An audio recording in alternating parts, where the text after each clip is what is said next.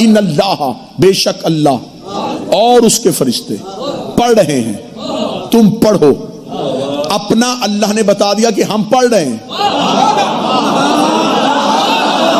تم پڑھو۔ قرآن منبر پہ لے آؤ، آیت میں کہیں لکھا ہے کہ کب سے پڑھ رہا ہے؟ مجھے آیت کا وہ ٹکڑا دکھاؤ، یہاں پہ اللہ نے کہاں لکھا ہے کہ میں تب سے پڑھ رہا ہوں؟ بس یہ لکھا میں پڑھ رہا ہوں، کب سے؟ جب سے میں ہوں۔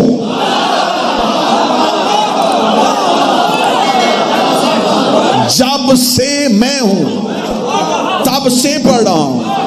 اب بتا، جب سے پڑھ رہا ہے، پھر یہ آل محمد کب سے ہے؟ تم نے 13 رجب کو اترتے دیکھے ہیں، آئے 13 کو نہیں تھے۔ خالصتاً عرفان پڑھ رہا ہوں۔ آج کے دور کی اہم ضرورت کہ خالصتاً سچا عقیدہ پڑھا جائے۔ خدا کہہ رہا میں پڑھ رہا ہوں، کب سے؟ جب سے میں ہوں۔ اس کا مطلب آل محمد تب سے ہیں، جب سے وہ ہے۔ ایک بندے نے میرے شہنشاہ سے سوال کیا، چھٹے تاجدار ولایت سے سوال کیا، اس نے کہا مولا اللہم صلی علی محمد، آپ کب سے ہیں؟ فرمایا جب سے وہ ہے۔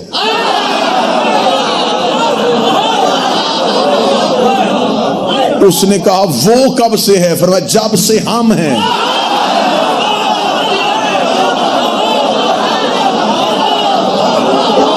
مولا وہ تب سے ہے جب سے آپ تب سے ہیں جب سے وہ اللہ، آپ اللہ نہیں، تو پھر آپ میں اس میں فرق کہاں سے آئے؟ کیسا بہترین جملہ دیا میرے شہنشاہ۔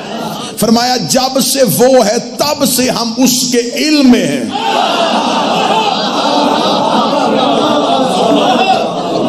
ہم اس کے علم میں تھے، وہ ذات ہے، ہم اس کا علم ہے، وہ عین ذات ہے، ہم علم ذات ہے، اس سے علم کبھی جدا ہوا ہی نہیں۔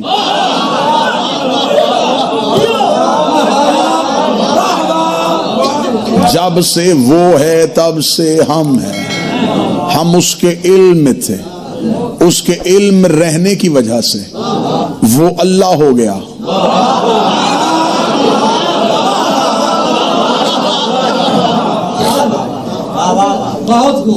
جب اس نے ہمیں خود سے علیحدہ کیا، اس نے اپنے پاس ارادہ رکھا، وجود نہیں، ہمیں وجود دیا، ارادہ نہیں۔ کیا کہنے حسین مالک کی عزت کی قسم، کیا کہنے؟ یہ آپ کی سماعتوں کی وجہ سے میں گہرائی میں اترتا جا رہا ہوں، ورنہ واللہ یہ سمندر اترنے والا تھا ہی نہیں، میں بالکل کنارے سے گزرنے لگا تھا۔ آپ نے مجبور کیا آپ کی سماعتوں کہ میں گہرائی میں اترا۔ اب کوشش کریں ہیں کہ جہاں تک ہاتھ پہنچے، جو تبرک نصیب میں آئے وہ ہم آپس میں ایک دوسرے سے بانٹ لیتے ہیں۔ فرمایا ہم اس کے علم میں تھے، جب اس نے ہمیں جدا کیا، اس کے پاس ارادہ رہ گیا، اس نے ہمیں وجود دے دیا۔ اب اس کے پاس ارادہ ہے، وجود نہیں، وہ جسم میں نہیں، صرف ارادہ، بس ارادہ، فقط ارادہ۔ اس نے ہمیں علیحدہ کیا، اب ہمارے پاس وجود ہے، ذاتی ارادہ کوئی نہیں۔ پھر اس نے اپنا ارادہ ہمارے وجود میں رکھا۔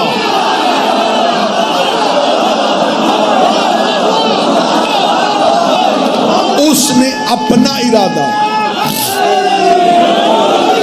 منزل تسلیم پہ لے کے جانے لگا، منزل تسلیم پہ۔ یہ جو منبر سے آپ فضائل سن رہے ہیں، یہ مولا کے جسم کے فضائل ہیں۔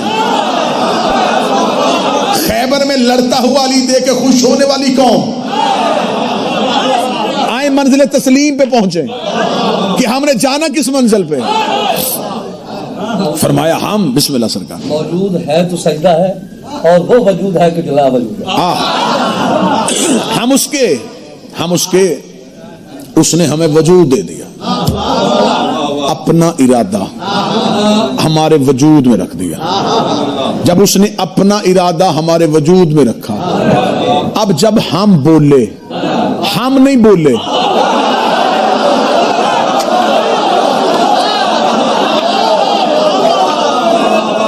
وہ بولا۔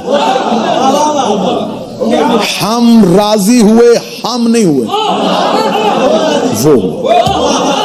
ہم ناراض ہوئے، ہم نہیں ہوئے، وہ ہوا۔ اس کا مطلب رضی اللہ اسے راضی کرنے سے نہیں ہوتا،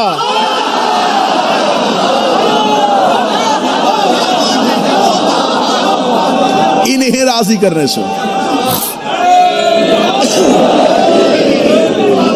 وہ ہم میں کہیں آ گیا، ہم وجود میں آ گئے۔ جب ہم وجود میں آئے، پھر ہم نے زمانے میں آ کے کہو وہ ہے۔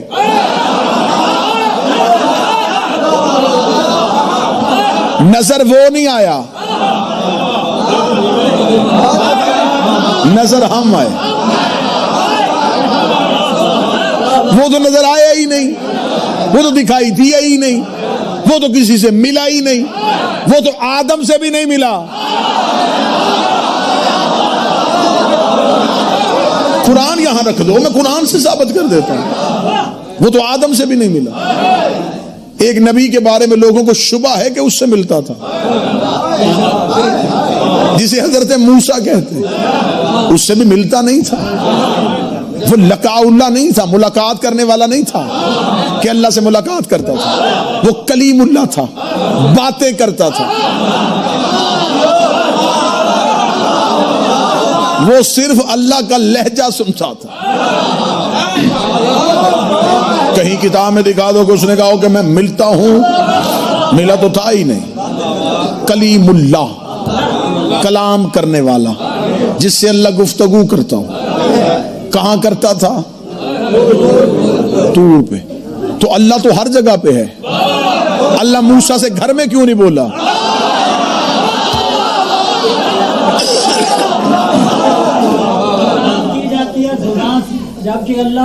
جی بسم اللہ، آپ تشریف رکھیں گے۔ اب جہاں میں جانے لگا ہوں، اب آپ نے میرے ساتھ چلنا ہے۔ اب اس گلی میں جا کے مجھے تنہا نہیں چھوڑنا۔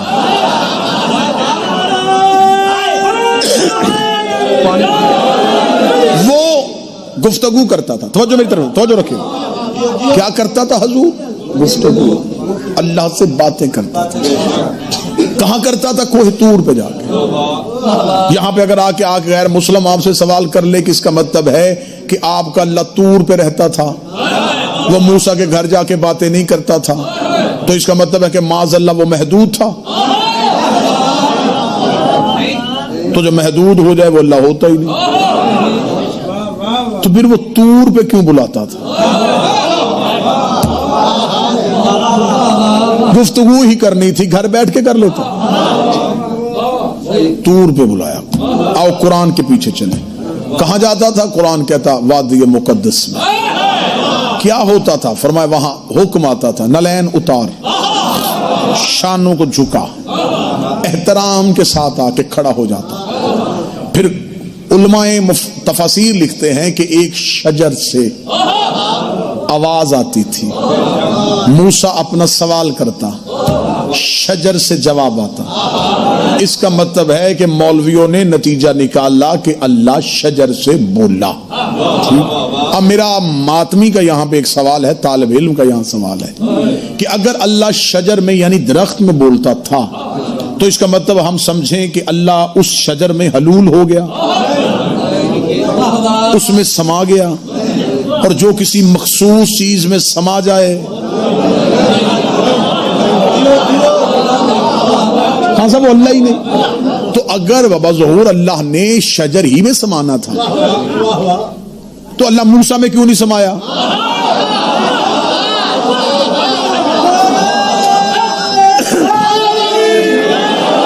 بھئی کم از کم موسیٰ شجر سے تو افضل ہے نا، تو جو آنا ہی تھا تو نبی میں آ جاتا، شجر میں کیوں آیا؟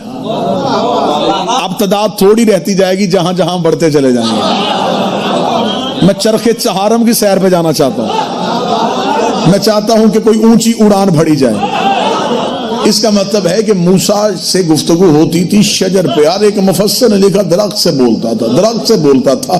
میں بھی زمانہ طالب علمی سے لے کے زمانہ منبر تک میں بھی اسی سوچ میں گم رہا کہ کوئی مخصوص درخت تھا جس سے اللہ بولتا تھا، لیکن کسی مفسر نے آگے یہ نہیں لکھا کہ وہ بیری کا درخت تھا، وہ کیکر کا درخت تھا، وہ شیشم کا درخت تھا، وہ کس چیز کا درخت تھا. میں تو سوچتا رہا کاش ہمیں مولوی وہ درخت کا نام بتا دیتے، ہم اس درخت کو گھروں پہ لگاتے، اپنے مریضوں کو اس کے پتے کھلاتے، اپنے گھر میں اسے برکت کے لیے لگاتے کہ یہ ہے وہ برکت درخت جس سے اللہ بولا تھا. لیکن کسی نے نہیں بتایا کہ وہ کون سا درخت تھا. ہر ایک نے کہا شجر سے بولا، شجر سے بولا، شجر سے بولا. میں نے بھی سمجھا کہ شاید حضرت موسیٰ کے دور میں کوئی شجر تھا اور بعد میں اللہ نے اٹھا لیا تھا. لیکن جب میں پہلی بار نجف گیا، میں نے اپنے شہنشاہ کی دہلیز میں سجدہ کیا، میں نے زیارت کی کتاب اٹھائی، اس میں ایک جملہ آیا السلام علیکہ یا شجرۃ النداء.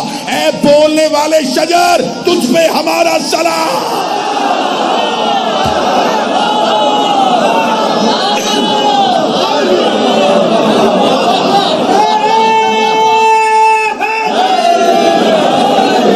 اے بولنے والے شجر.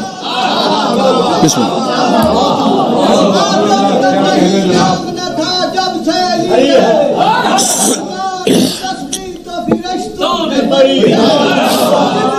کا استاد اللہ کا ولی ہے، دفتر توحید کا یہ فرد عدلی ہے. اللہ نے جس وقت جہاں کو خلق کیا اسی وقت یہ مشورہ ہے در سے لیا.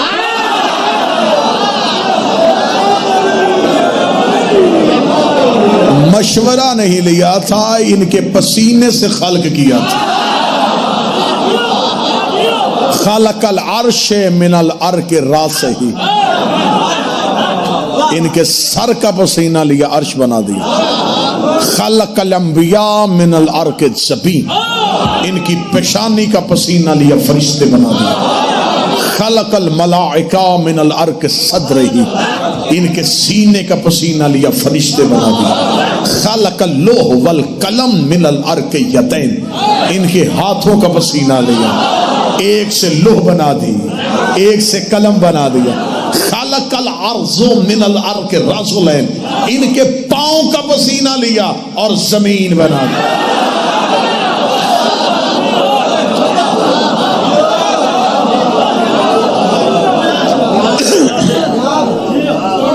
خدا نے اپنا ارادہ ان کے وجود میں رکھ دیا، کیونکہ وہ بھی لامحدود تھا، یہ بھی لامحدود تھا. وہ بھی بے مثل تھا، یہ بھی بے مثل تھا. وہ بھی باکمال تھا، یہ بھی باکمال.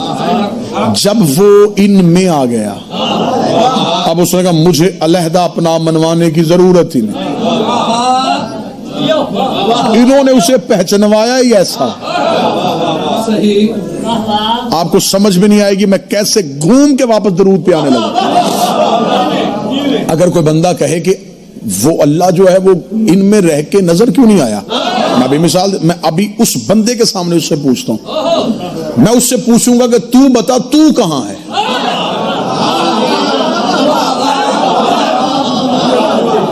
چلے میں تو سے بجائے میں کر لیتا ہوں، میں کہاں ہوں.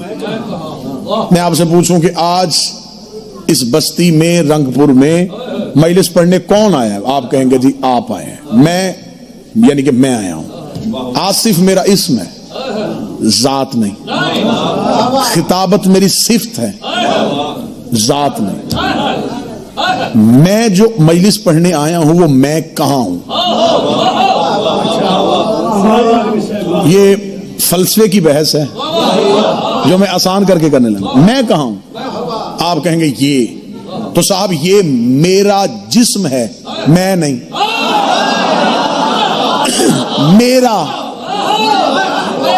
میرا علیحدہ جسم ہے، میرا جسم.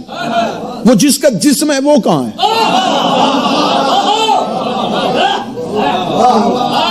میرا چہرہ، میری آنکھیں. کوئی بندہ کہے گا یہ تو آپ کا وجود ہے، جو آپ کے اندر ہے نا وہ آپ ہے. وہ میری روح ہے، میں نہیں. تو جب اللہ نے مجھے خلق کر کے مجھے اپنے ہی اندر گم کر دیا ہے،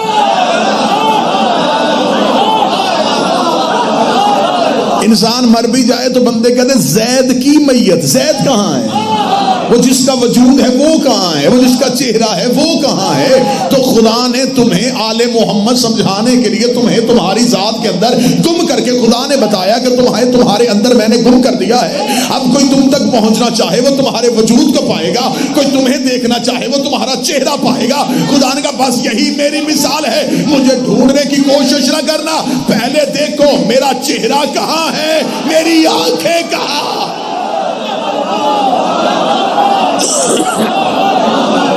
اللہ تلاش کرنے سے پہلے وجہ اللہ کو تلاش کرو. اللہ تلاش کرنے سے پہلے عین اللہ کو تلاش کرو. اللہ کی خواہش پوچھنے کے لیے نفس اللہ کو تلاش کرو.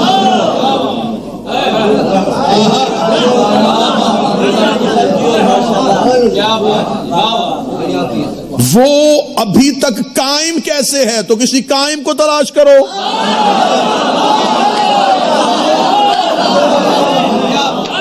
اللہ کے ابھی تک ہونے کی دلیل ہے میرا 12واں،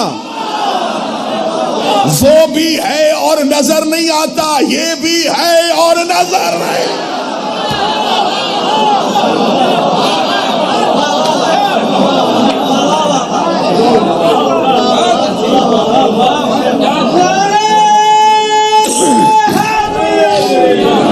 اس کی بادشاہت کا اقرار کرنے کے لیے اس کی بادشاہت کو تسلیم کرنا ضروری ہے.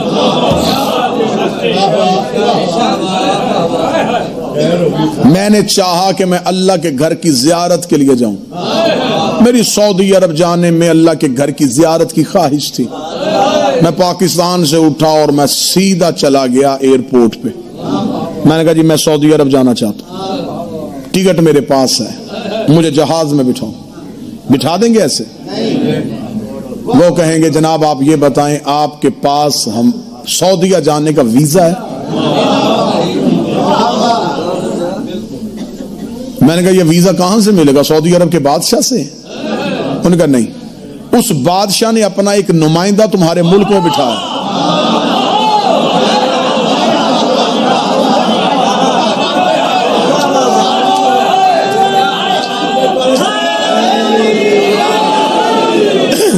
اس سفیر کے پاس جاؤ، اس سے جا کے کہو اجازت دے. میں کہوں جی میں اس سے کیوں مانگوں، میں بادشاہ سے مانگوں گا. وہ کہیں گے جب تک یہ نہ اجازت دے.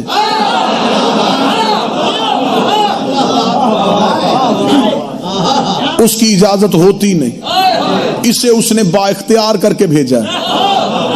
یہ بھیجے گا تو جاؤ گے، نہیں بھیجے گا تو نہیں جاؤ گے. بندے آئے تھے مسلح پہ اللہ کو راضی کرنے. اللہ نے کہا میں نے تمہاری دنیا میں اپنا ایک نمائندہ بھیجا ہوا ہے.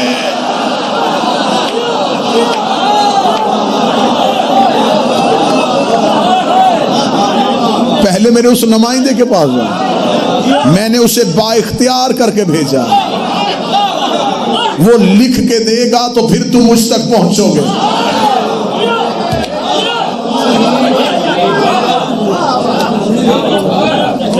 اب ہم نے چاہنا تھا اللہ کو راضی کرنا، اللہ نے کہا پہلے انہیں راضی کرو. ہم ان کے پاس آئے، اس نے کہا اس سے راضی کرو. ہم اسی کشمکش میں تھے کہ ہم نے کہا میرے مالک تیری عبادت کرنا چاہتے ہیں. اس نے کہا میری عبادت کرنا چاہتے ہو تو انہیں راضی کیا ہے. میرے مالک گئے تھے، انہوں نے کہا ہے کہ تجھے جھکو. خدا نے کہا بس پھر ٹھیک ہے، اگر تم انہیں کے پاس گئے اور انہوں نے میرے پاس بھیجا ہے تو پھر میری نماز پہ ان پہ درود پڑھے بغیر اٹھ کے نہ آنا.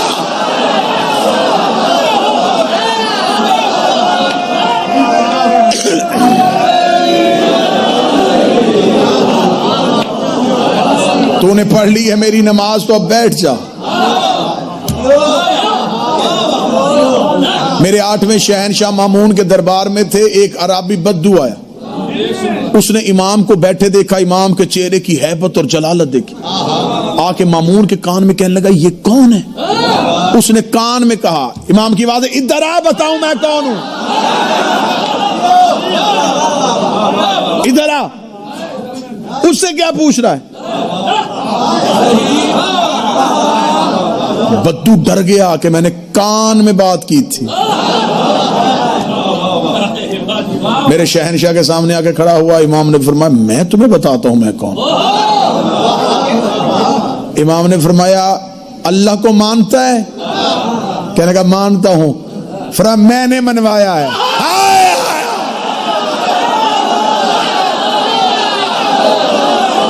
منظر تسلیم، تسلیم کسے کہتے ہیں؟ میں نے منوایا۔ اس اللہ کو راضی کرنے کے لیے کیا کرتا ہے؟ کیا لگا نماز پڑھتا ہوں، میں نے سکھائی ہے۔ امام آگے بڑے، امام نے کہا نماز میں کیا پڑھتا ہے؟ کیا لگا سورہ حمد۔ فرمایا سرنامہ میں ہوں۔ اور کیا پڑھتا ہے؟ سورہ قدر۔ فرمایا دل میں ہوں۔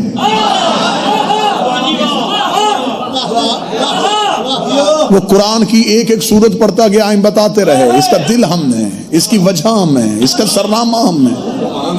امام نے فرمایا جب تھک جاتا ہے تو عبادت کی آخر میں کیا کرتا ہے؟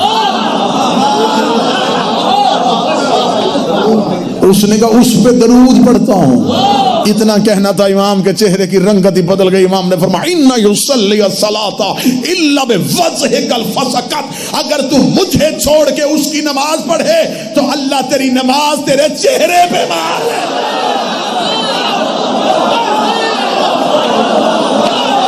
یہ میں ہوں،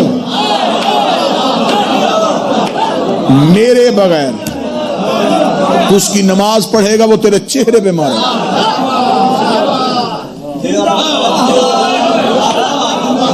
ہم بھیجتے ہیں اس کی طرف، وہ موڑتا ہے ہماری طرف۔ اس آنے جانے کو درود کہتے ہیں۔ کوئی تو بندہ بیٹھا ہوگا جسے لفظ کی قدر ہوگی۔ اس آنے جانے کو درود کہتے ہیں۔ جب مصلی پہ آئے تو ہم نے مصلی پہ آ کے آخر میں کیا کہا؟ میں بحث نہیں کروں گا، میں اشارہ اتنا قیمتی دے دوں گا۔ تشہد مکمل کیا، پھر اللہ اکبر جو اقرار کیا تھا وہ کتنی دفعہ کیا؟ 3 دفعہ۔ جب نماز شروع کی تھی تب کتنی دفعہ کیا تھا؟ 1 دفعہ۔ تکبیرۃ الاحرام میں 1 بار۔ کسی مولوی سے جا کے پوچھ لینا کہ تشہد کے بعد 3 دفعہ کیوں ہے؟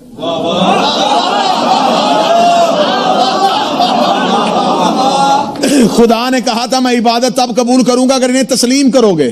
بات کہاں گھوم کے آ گئی، آپ کی سوچوں کو بھی نہیں پتا ہوگا۔ خدا نے کہا بھاگے ہو میرے مصلی پہ، مجھے مانا تم نے ان کی وجہ سے، میں نظر نہیں آیا، انہوں نے بتایا تھا کہ میں ہوں، انہوں نے تمہیں میرے پاس بھیج دیا، بھاگے ہو مصلی پہ، اب تم نے کرنا اسے تسلیم۔ بتاؤ کسے تسلیم کرتے ہو؟ ہم نے کہا تجھے بھی مانا، تیرے رسول کو بھی مانا، تیرے علی کو بھی مانا۔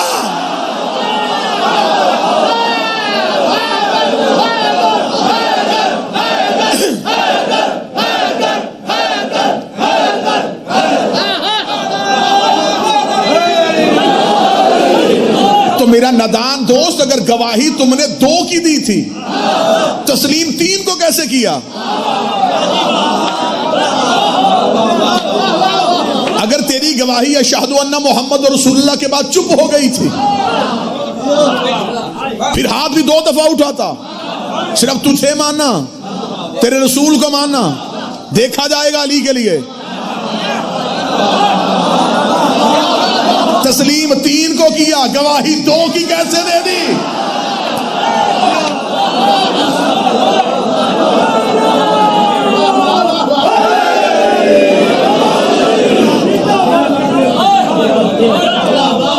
اسی میں بات چل نکلے تو اتنی لمبی طویل گفتگو ہو جائے کہ اشرے چاہیے صرف مقام تسلیم سمجھانے۔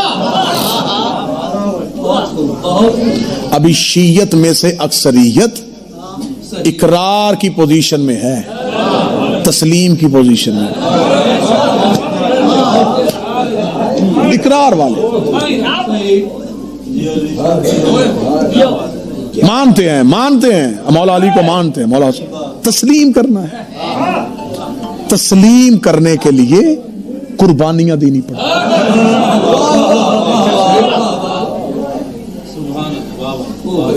ابو لہب نے مصطفیٰ کو ماننا تھا، ابو طالب نے تسلیم کیا تھا۔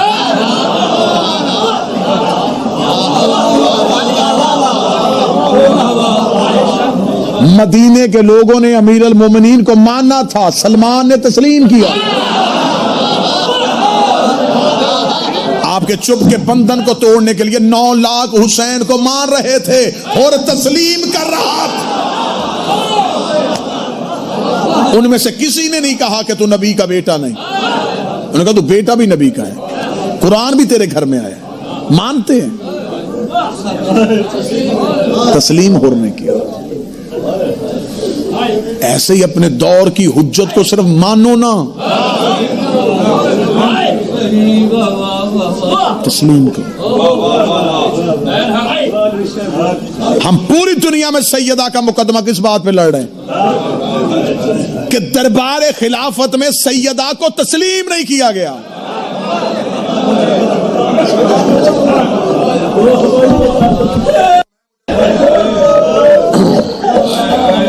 آنکھیں برس پڑی، میرا وارث بانی مجلس کو اس عبادت کا اصل اجر عطا فرما۔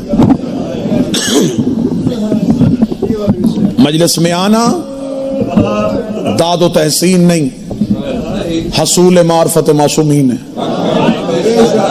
تحصیل معرفت کا نام مجلس شبیر ہے۔ جیسے آئے تھے ویسے ہی چلے گئے تو سمجھو مجلس میں کچھ نہیں ملا۔ عرفان کے دریچے کھل گئے، کوئی معرفت کا باب کھلا، سجدہ کرنے کا لطف دوبالا ہوا تو سمجھو کہ مجلس کا فائدہ نصیب ہے۔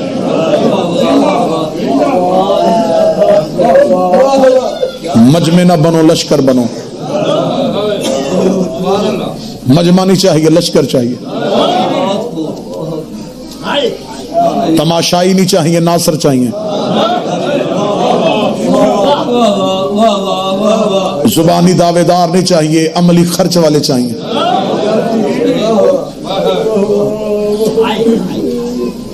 یہی تو ہماری لڑائی ہے کہ ہماری کسی بھی حجت کو تسلیم نہیں کیا گیا۔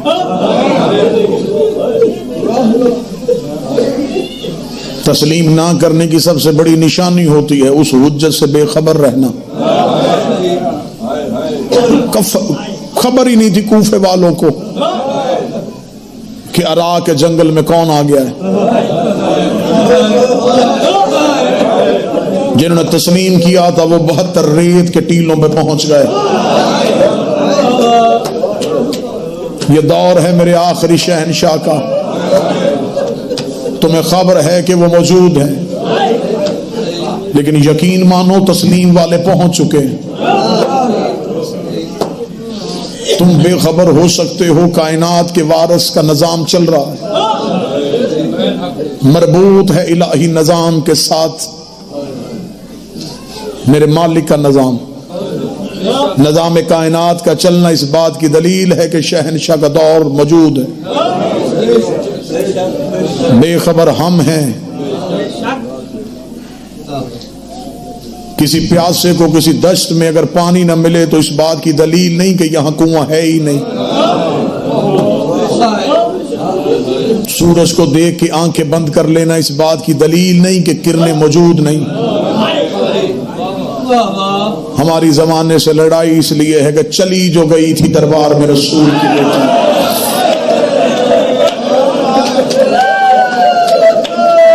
ایک بار حاکم کہہ دیتا بی بی ہمیں یہ چاہیے، کریمہ ماں کی کریمہ بیٹی تھی، سخی باپ کی سخی بیٹی تھی، دربار میں کھڑی جگیر دے کے آ جاتی، بجائے سیدہ سے مانگنے کے یہ پوچھا جا رہا ہے تیرے پاس کوئی گواہ ہے؟ گواہ اس سے مانگے گئے جو مباہلے میں توحید کی گواہ بن کے گئی تھی۔ گواہ اس سے مانگے گئے جو مباہلے میں رسالت کی گواہ بن کے گئی تھی.